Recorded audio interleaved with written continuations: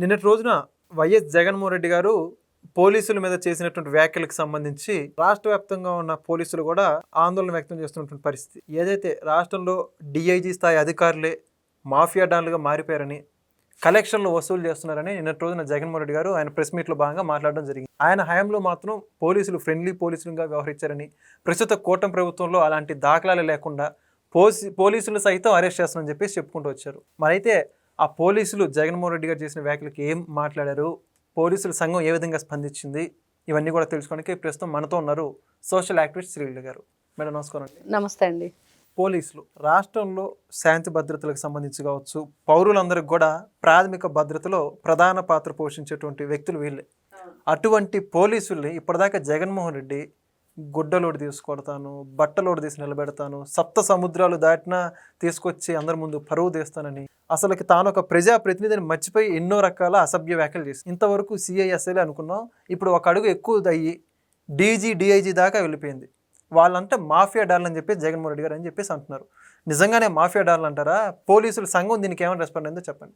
నిజంగా పోలీసులు మాఫియా డాన్లుగా ఉన్నారు. ఎప్పుడున్నారు? జగన్మోహన్ రెడ్డి గారు సీఎంగా ఉన్నప్పుడు. వాళ్ళని ఆ విధంగా తయారు చేసింది జగన్మోహన్ రెడ్డి. ఎలా తయారు చేశాడంటే, కూర్చుంటే ఆయన కూర్చోమంటే వాళ్ళు కూర్చోవాలి, ఆయన నిలబడమంటే వాళ్ళు నిలబడాలి. అదే సాగింది. ఏ స్థాయి అధికారులైనా ఎవరు పిఎస్ఆర్ ఆంజనేయులు ఏ స్థాయి చెప్పండి? మరి ఇంకా ఆయనే ఈ రోజున ఎక్కడికో ఆ రాష్ట్రానికి వెళ్ళి ఆ అమ్మాయిని తీసుకొచ్చి నిర్బంధించి ఎంత ఘోరంగా ట్రీట్ చేశారు అమ్మాయిని. ఒక మహిళకి నిజంగా చెప్పుకోవాలంటే ప్రతి ఒక్క ఎవ్వరూ కూడా దీనికి వాళ్ళు స్పందించకపోతే వాళ్ళు మనుషుల కింద లెక్క కాదు. ఎవరు కాదంబరి జత్వాని కేసులో శానిటరీ ప్యాడ్లు కూడా ఇవ్వనంత నీచాతి ప్రవర్తించిన దౌర్భాగ్య పరిస్థితిలో వాళ్ళు చేసిన రాజకీయం అప్పుడు. మరి ఈయన మాట్లాడుతున్నాడు ఫ్రెండ్లీ పోలీసుల గురించి. నిజంగా ఫ్రెండ్లీ పోలీసులు అంటే ఎలా ఉండాలి అంటే, అర్ధరాత్రి అపరాత్రి జగన్మోహన్ రెడ్డి ఒక్క బటన్ నొక్కగానే వీళ్ళంతా గోడలు దూకి తలుపులు బద్దలు కొట్టి బస్సుల్లో ఉన్న వాళ్ళు కూడా నిద్ర లేపి, అమరావతి మహిళల్ని ఆవిడ గర్భిణీనా ప్రసవించి ఉందా బిడ్డనని చెప్పేసి చూడకుండా బూట్లు కాళ్ళుతో తన్నినప్పుడు ఫ్రెండ్లీ పోలీసులా? మరి చూస్తే అనస్థీషియా డాక్టర్ సుధాకర్ దళితుడు, ఆయన్ని అర్ధనగ్నంగా నడి రోడ్డు మీద పెడరెక్కలు విరిచి కట్టి ఆయన మీద వీళ్ళు చూపించిన దౌర్జన్యం. అంటే పోలీసు వ్యాన్ కూడా ఆటోలో వేసుకుని వెళ్ళారు. మరి అది ఫ్రెండ్లీ పోలీసులు అంటారా? దేన్ని ఫ్రెండ్లీ పోలీసులు అనాలి? అక్రమంగా అన్యాయంగా ఎంత మంది మీద ఎన్ని విధాలుగా కేసులు పెట్టారు. కన్న తండ్రిని అరెస్ట్ చేశారని చెప్పి నడి రోడ్డు మీద కూర్చున్న లోకేష్ గారిని ఏమన్నాడంటే ఇంటికి వెళ్ళి రెస్ట్ తీసుకొని. వాళ్ళు ఫ్రెండ్లీ పోలీసులా?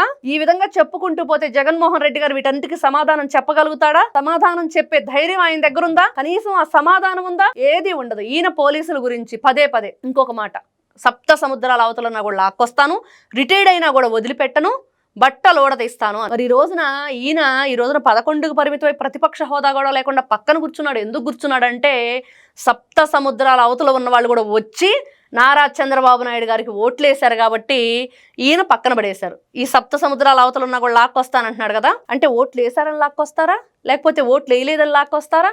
ఎందుకు లాక్కొస్తారు? ఎందుకు బట్టలు ఊడదీస్తారు పోలీసులది? ఈ రోజున నిజంగా పోలీసుల సంఘం అధ్యక్షుడు శ్రీనివాస్ గారు ఎవరైతే ఉన్నారో ఆయన మాట్లాడిన మాటలు, ఎవరు రాజకీయంలో ఉన్నా మాకు అనవసరం, మా విధులు మా నిధులు మాకుంటాయి, వాటి ప్రకారం మేము వెళ్తాం, విధి నిర్వహణ ఉండిద్ది, దాని ప్రకారం వాళ్ళు ఆర్డర్స్ పాస్ చేస్తే దాని ప్రకారం మేము నడుచుకుంటాం. ఎవరో అడిగారు ఒక విలేకరి, మీరు మరి జగన్మోహన్ రెడ్డి ప్రెస్ మీట్ పెట్టిన తర్వాత ఇలాంటివి పెడుతున్నారని తరచూ అట్లాంటి వ్యాఖ్యలు చేశారు. తరచూ పెట్టాల్సిన అవసరం మాకు లేదు. ఒకటే చెప్పారు ఆయన ఏదైతే మమ్మల్ని ఉద్దేశించి మాట్లాడినప్పుడు మాత్రం మాకు రెస్పాండ్ అయ్యి దానికి సమాధానం చెప్పవలసిన బాధ్యత, సమాజానికి అసలు విషయం ఏంటనేది చెప్పాల్సిన బాధ్యత ఉంది కాబట్టి మేము రెస్పాండ్ అవుతున్నామని చెప్పారు. అదేవిధంగా చూసుకుంటే ఇక్కడ మరి ఎవరైతే సిద్ధార్థ కౌశల్ గారు ఉన్నారో ఆయన పేరు కూడా తీసుకొచ్చారు. అవును, ఆయన కూటమి ప్రభుత్వం ఒత్తిడి తట్టుకోలేక చంద్రబాబు నాయుడు గారి కింద అంటే ఆయన గవర్నమెంట్లో పనిచేయలేక వెళ్ళిపోయారని చెప్పి జగన్మోహన్ రెడ్డి గారు అంటున్నారు. ఆయనేమో లేఖ రాసి చెప్పి స్వయంగా విడమర్చి మరి చెప్పి వెళ్ళిపోయారు ఆయన ఎవరు సిద్ధార్థ కౌశల్ గారు. మరి జగన్మోహన్ రెడ్డి గారు ఏంటంటే అలా మాట్లాడుతున్నారు? ఆయన ఎలా మాట్లాడతాడండి? ఎప్పుడు అలానే మాట్లాడతాడు. లండన్ మందులు అయిపోయినట్లు మాట్లాడుతున్నాడు జగన్మోహన్ రెడ్డి.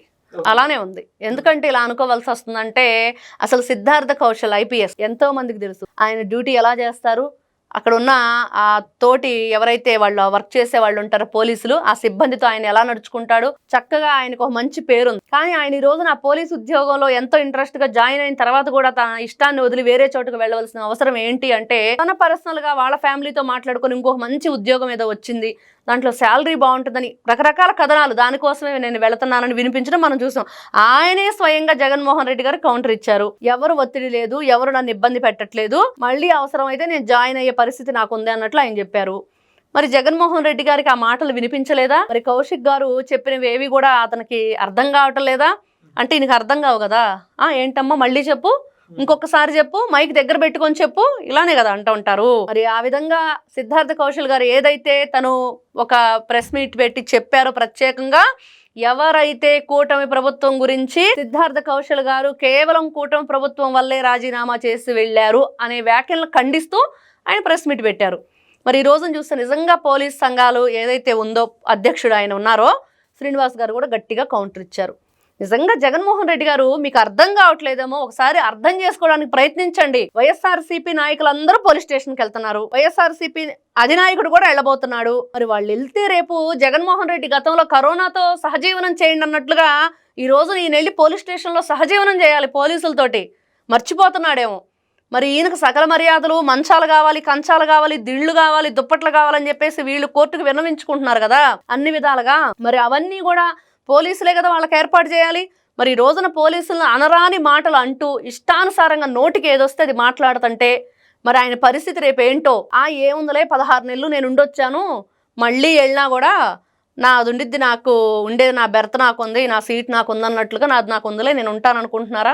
ఏ విధంగా అర్థం చేసుకోవాలి? జగన్మోహన్ రెడ్డి నిజంగా నిన్న పెట్టిన ప్రెస్ మీట్లో పోలీసుల గురించి ఇలాంటి అవాకులు చవాకులు, వాళ్ళ ఏదైతే అంటే చట్టం, ధర్మం, న్యాయం మనం చూసాం సినిమాలో పోలీస్ స్టోరీ సినిమాలో సాయి కుమార్ గారు చెప్తారు, కనిపించని 4వ సింహమేరా పోలీస్ అని. మరి అలాంటి ఒక మంచి నీతిగా నిజాయితీగా ఆయన చెప్పాడు.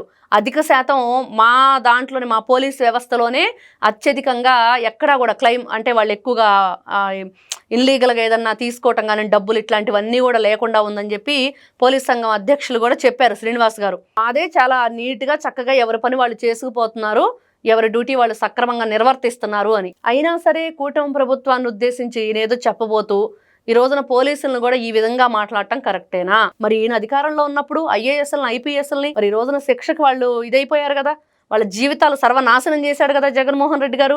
ఈ రోజున ఎవరి వల్ల ఎవరు ఇబ్బంది పడుతున్నారు, ఎవరిని మీరు గూండాలుగా రౌడీలుగా తయారు చేశారు, మరి లేకపోతే కాంతిలాల్ టాటా కానివ్వండి, ఆయన విశాల్ గున్ని కానివ్వండి, ఈ పిఎస్ఆర్ ఆంజనేయులు కానీ వీళ్ళందరూ కూడా అక్కడికి వెళ్ళి బాంబే వెళ్ళి ఆ హీరోయిన్ తీసుకురావాల్సిన అవసరం ఏంటి?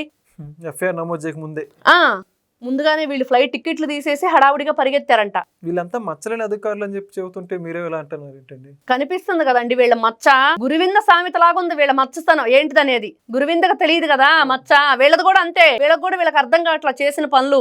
ఆయన చూసాం సునీల్ కుమార్ ఎవరో ఆయన ఉన్నారు, మరి ఆయన ఏం చేశారండి రఘురామకృష్ణరాజు గారిని?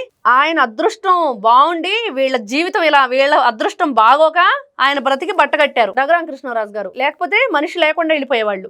అంత దుర్మార్గం చేశారు. దుర్గా కిషోర్ అను ఇంకా ఎవరెవరో ఆయన గుండెల మీద కూర్చోవడం దగ్గర నుంచి ప్రతి ఒక్కటి తెలుసు కదా అందరికీ. మరి బాబాయ్ కేసులో ఏమైంది? ఎంతమంది పోలీసులు మీరు ఫ్రెండ్లీగా యూజ్ చేసుకున్నారు? మరి వాటి గురించి చెప్పండి, ప్రజలు వింటారు. మరి అందరికి తెలియాలి కదా ఎవరిని ఏ విధంగా మీరు యూజ్ చేశారో, ఎన్ని రకాల కేసుల్లో ఎన్ని విధాలుగా మీరు. పరిటాల రవి హత్య దగ్గర నుంచి ఫ్రెండ్లీ పోలీసులు మీకు ఏ విధంగా ఉన్నారు, మీరు ఏ విధంగా ఏది కేసుల్ని ఎన్ని రకాలుగా మార్చుకుంటూ తీసుకొచ్చారు. ఈ రోజు కూడా మీరు ప్రపంచ వ్యాప్తంగా కూడా ఒక వింత జగన్మోహన్ రెడ్డి గారు ఇన్ని సంవత్సరాలు బెయిల్ మీద బయట తిరగటం. మరి ఎవరికి ఎవరు ఫ్రెండ్లీ పోలీసులు, ఎవరు వ్యవస్థలను మేనేజ్ చేస్తున్నారు, ఎవరు పోలీసుల్ని బ్లాక్ మెయిల్ చేసి వాడుకుంటున్నారని చెప్పేసి ఈ రోజు ప్రజలందరూ అంటున్నారు. ఫోన్ ట్యాపింగ్ విషయం కానివ్వండి, ఇంకోటి కానివ్వండి, ప్రజల్ని ఈయన ప్రజాప్రతినిధిగా ఒకప్పుడు ఉన్నప్పుడు న్యాయం లేదు, ఈ రోజున పక్కన పడేసినా కూడా వాళ్ళ గురించి ఆలోచించేది లేదు. ఎక్కడున్నా ఈయనకు కావాల్సింది ఏంటి అంటే ఎవరినొకరిని ఈ విధంగా మాట్లాడుతూ ప్రెస్ మీట్ పెట్టాడంటే ఒక వారం రోజులు ఈయన గురించి చర్చే, అన్ని ఛానల్స్లో చర్చే. ఎందుకు చర్చ అంటే మంచి చేశాడా, మంచి చెప్పాడా, మంచి వినమంటున్నాడా, అంటే అదేది ఉండదు. ఇలాంటి మాటలు కూటమి ప్రభుత్వాన్ని కానివ్వండి, లేకపోతే పాపం మొన్న మీటింగ్లో అయితే సెన్సార్ మీదే పడ్డాడు అసలు డైరెక్ట్గా. పవన్ కళ్యాణ్ గారు, బాలకృష్ణ గారు, అల్లు అర్జున్ గారు వీళ్ళ సినిమాల మీద పడి సెన్సార్లు అవన్నీ తీసేయమనండి అంటున్నారు. మరి అదే సెన్సార్లో కూడా ఆ మాటే కదండి అతను అన్నారు, పట్టాభి గారు. మరి ఆ సినిమాలో డైలాగే బోసుడికే అంటే సినిమాలో డైలాగే. ఓల్డ్ మూవీస్ లో కృష్ణ గారి సినిమాలో ఉంది. ఆ మధ్యన వచ్చిన నరేష్ గారు, కృష్ణ గారు అబ్బాయి నరేష్ ఉన్నారు కదా, ఆయన జంబలకడి పంబ మూవీలో బాబు మోహన్ గారి దగ్గర డైలాగ్ ఉంది దీనిలో. మరి ఇవన్నీ కూడా సినిమా డైలాగులే కదా. మీరెందుకు ఆయన ఆ విధంగా కొట్టి అరెస్ట్ చేసి ఆయన కూడా చంపాలని ప్రయత్నం చేశారు పట్టాభి గారిని? వాళ్ళ ఇల్లంతా ధ్వంసం చేశారు, వాళ్ళని భయభ్రాంతులకు గురి చేశారు. మరి సినిమా డైలాగ్ అని మీరు ఎందుకు వదిలేయలేదు? ఈ రోజు ఈయన అంటున్నారు కదా సినిమా డైలాగు తప్పని. మరి అప్పుడు మీకు ఎందుకు తప్పనిపించింది అదే సినిమా డైలాగు?